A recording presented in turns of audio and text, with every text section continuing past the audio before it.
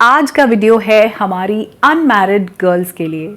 ऐसी फीमेल्स जिन्होंने डिसाइड कर लिया है कि अब फाइनली उनको शादी करनी है, तो मोस्ट लाइकली अगर वो अरेंज्ड मैरिज के बारे में सोच रही हैं तो कुछ ऐसी चीज़ें हैं, बहुत ज़रूरी चीज़ें हैं जो आप जान लो और उसके बाद किसी एक के ऊपर अपना मन टिकाओ और वहाँ आगे बढ़ो उस रिश्ते के साथ में। तो ये बातें इतनी ज़रूरी हैं जो जनरली बताई नहीं जाती। अगर आप लव मैरिज कर रहे हो तो ऑफ कोर्स फिर ज़्यादा सोचने की ज़रूरत नहीं है, क्योंकि जहाँ मोहब्बत की बात है वहाँ फिर ज़्यादा सोचना नहीं चाहिए। जब दिल की बात आ जाती है तो दिमाग नहीं चलाना चाहिए।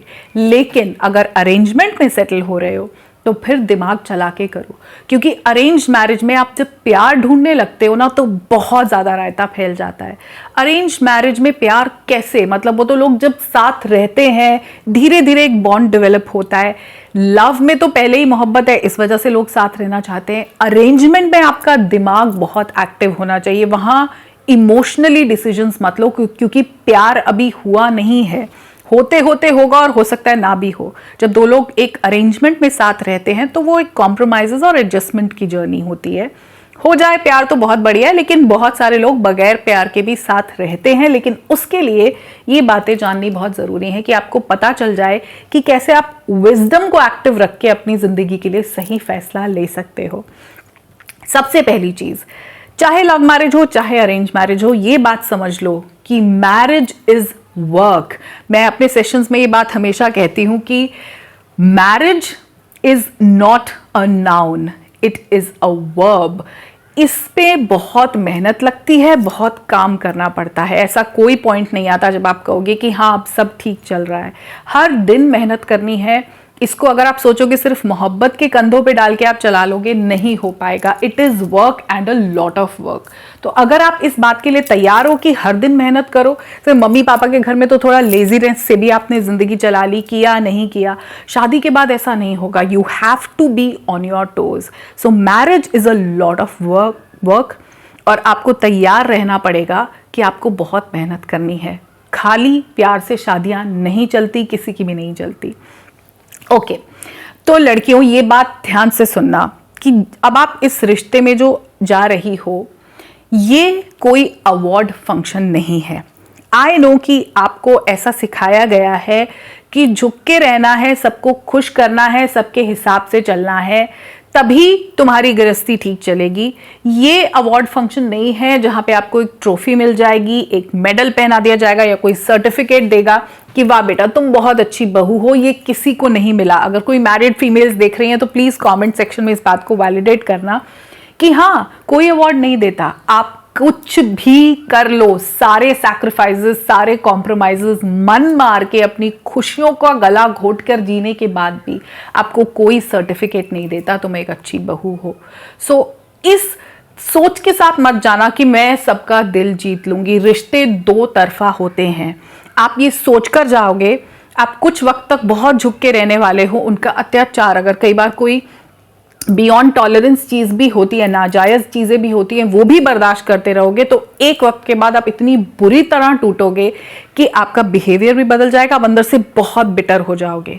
इस क्लैरिटी के साथ जाओ कि रिश्ते उनके ऊपर भी उतने ही डिपेंड करते हैं जितने आप पे करते हैं। अगर वो आपको बुरी तरह ट्रीट कर रहे हैं, अगर वो हर दिन आपको ताने मारेंगे, आपको बुरा भला सुनाएंगे, आपको ये दिखाया जाएगा कि तुम खूबसूरत नहीं हो, कमाती नहीं हो, लेजी हो, तुम्हें कुछ सिखा के नहीं भेजा तुम्हारे घर वालों ने, हमें तो ऐसी लड़की नहीं चाहिए थी, तो आप कब तक भलाई की देवी बन के घूमते रहोगे। कोई सर्टिफिकेट नहीं मिलता, कोई मेडल नहीं मिलता। तो आपका बिहेवियर डिपेंड करता है कि आपको कैसे ट्रीट किया जाएगा। इस अवार्ड सेरेमनी के लिए शादी में बिल्कुल मत जाना। तीसरी चीज़, अरेंज मैरिज में मोस्टली डिसीजंस पेरेंट्स लेते हैं अपनी बेटियों के लिए। आई एम श्योर आप भी ये उन पे डाल रही होगी, मम्मी पापा जैसे कहेंगे हाँ जी वैसे ही कर लूँगी। ये फैसला उन पे 100% मत छोड़ो। अपना दिमाग खुला रखो, हर चीज़ को ऑब्जर्व करो। देखो, वैसे मोस्टली पेरेंट्स यही सोचते हैं और कहते भी यही हैं कि हम तो बच्चों की भलाई चाहते हैं, हम तो उनके लिए सोच रहे हैं। लेकिन कहीं ना कहीं लड़की के पेरेंट्स अपने बारे में भी सोच रहे होते हैं इस प्रोसेस में। नॉट जस्ट लड़की, लड़के के पेरेंट्स भी। पेरेंट्स उतने सेल्फलेस नहीं हो पाते, जब वो बूढ़े हो रहे होते हैं तो वो अपने बारे में सोचने लगते हैं। कई बार ऐसा होता है कि आप अच्छे घर से हो, आप अपर मिडिल क्लास से हो, बिजनेस फैमिली से हो, आपके पास गाड़ी, ड्राइवर, पैसा सब कुछ है, लेकिन अगर आपके पेरेंट्स चूज कर रहे हैं, ऐसा बहुत सिचुएशंस में होता है कि वो आपको आपसे कम एक लोअर मिडिल क्लास में बिहाने की बात करेंगे। क्यों? क्योंकि ऐसा करने से उनकी पोजीशन सिक्योर हो जाती है, वहां पे उनकी इज्जत बनी रहेगी, वो बड़े हक से आपके घर आ जा सकते हैं। जवाई उनको ज्यादा ही नमस्ते करेगा, पैर छुएगा, और वो पुरानी चीजें देकर, छोटा मोटा सामान देकर भी खुश कर देंगे उनको। अपने से ऊपर आपके शादी नहीं करेंगे।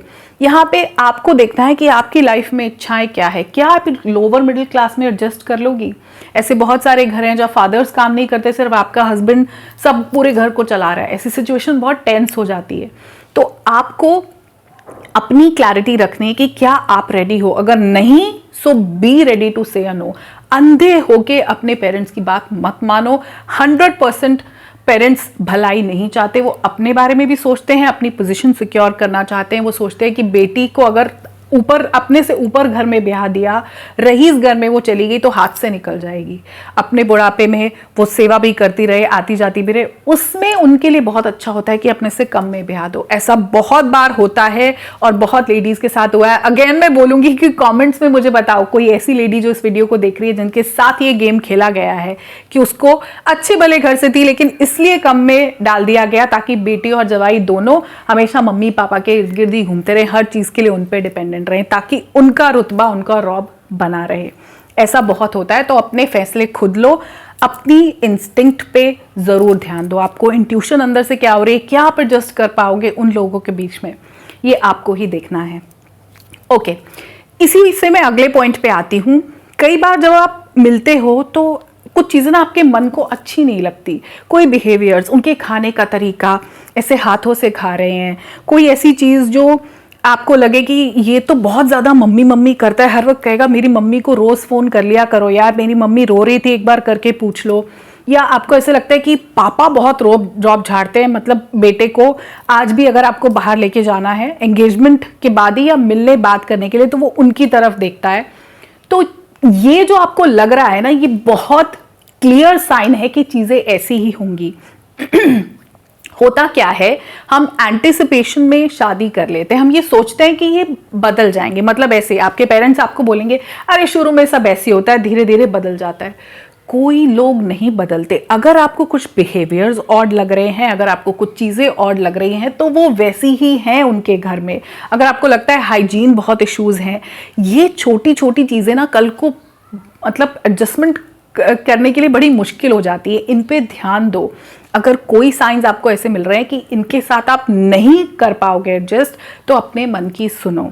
वो बिहेवियर ही ऐसे रहते हैं। अगर कोई पहले ही मम्मी पापा की मर्जी के बिना कुछ नहीं करता, तो वो लड़का इंडिपेंडेंटली लाइफ में आपके लिए भी स्टैंड नहीं लेगा। ये बहुत क्लियर है। अगर मदर इन लॉ को डे 1 से बहुत इंपॉर्टेंस देनी है, तो आप ये सोचो कि हर रोज फिर दिन में 4 बार चरण स्पर्श किए बिना आपको अपने रूम में जाने नहीं दिया जाएगा। ऐसी सिचुएशंस होती हैं।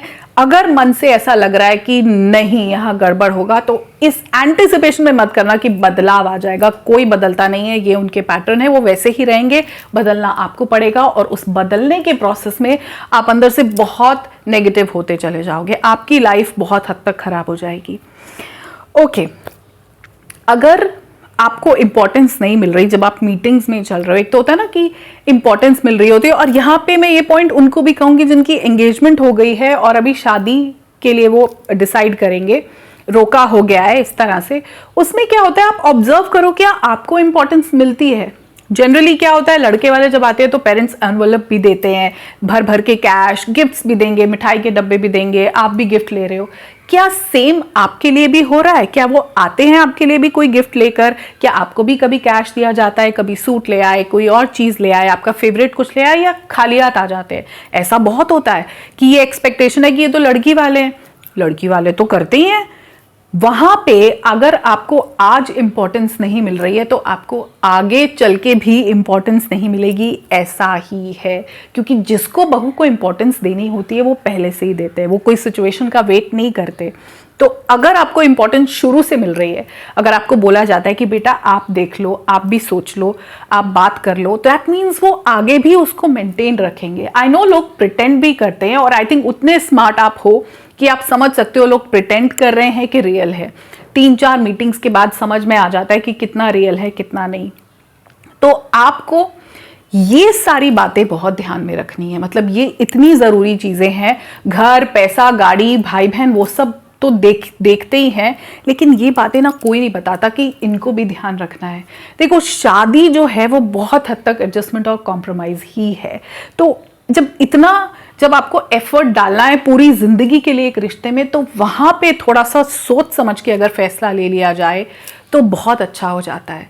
मैंने जैसे शुरुआत में भी कहा कि शादी खाली प्यार से नहीं चलती, इसमें आपको रिस्पेक्ट भी चाहिए, इसमें आपको अंडरस्टैंडिंग भी चाहिए, इसमें आपको फिनेंशियल स्टेबिलिटी भी चाहिए। बहुत हस्बैंड वाइफ में पैसे को लेके बहुत झगड़े होते हैं। हाँ, ये चीज़ें इंपॉर्टेंट हैं, आपको डिसाइड करना है आपको ज़िंदगी में क्या चाहिए। उन पॉइंट्स को लिखो कि हाँ, मुझे एक अमीर घर चाहिए, मुझे ऐसा इंसान चाहिए जो मुझे वो सब प्रोवाइड कर सके। आप ट्रैवल भी करना चाहती हो, व्हाट्स रॉन्ग इन इट? तो अपनी क्लैरिटी आपको होना बहुत ज़रूरी है। आई नो कि इस सब के साथ आपका इंडिपेंडेंट होना भी उतना ही ज़रूरी है, लेकिन शादी कोई छोटा मोटा खेल नहीं जो बचपन में गुड्डे गुड़ियों का हम खेलते थे, वो नहीं होता। आपकी पूरी ज़िंदगी बदलने वाली है। तो खाली प्यार पे, इमोशंस पे कि वो मुझसे मीठी बातें कर रहा है, इसी बेसिस पे डिसीजन मत लो। पूरे बिहेवियर्स देखो, ऑब्जर्व करो, बी अ लिटिल विजिलेंट कि कहाँ नाटक हो रहा है, कितना माँ बाप का रौब चल रहा है। अगर वो पहले ही मम्मी मम्मी कर रहा है तो आगे भी वो आपको नहीं पूछने वाला। वहां पे फिर पूरा प्रोसेस ये हो जाएगा कि आप दोनों मिलके उन मम्मी जी को ही पूछोगे। ये बहुत घरों की कहानी है।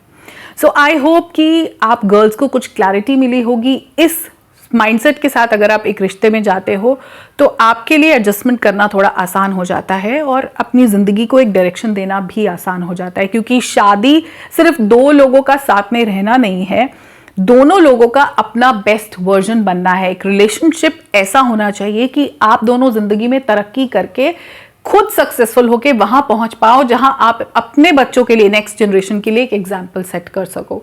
सो इतने शैलो तरीके से फैसले मत लो। जो बातें मैंने बोली ये बहुत इंपॉर्टेंट है, इनको ध्यान रखो। I hope it was a useful information. अगर लगी तो प्लीज़ इस वीडियो को एक लाइक कर देना और मुझे कमेंट करके बता भी देना। मैं मिलती हूँ आपसे अपने अगले वीडियो में, तब तक के लिए नमस्कार।